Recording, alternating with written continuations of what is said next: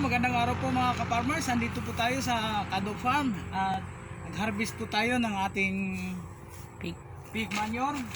At galing po tayo sa kulungan ng baboy. And harvest na po tayo. And ginala na po natin dito sa pating area. Tapos po, ito yung ating mini-mix sa topsoil. At ito yun naman yung ating pinapating doon sa ating mga seedlings na mga pinunla. So ito.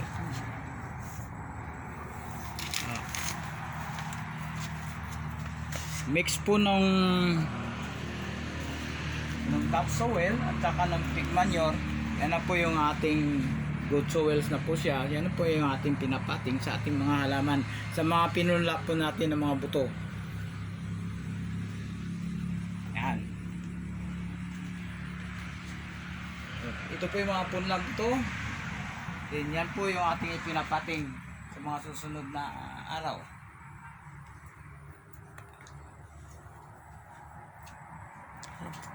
So mga ka-farmers, yan na lang po muna at magandang araw po sa inyo lahat.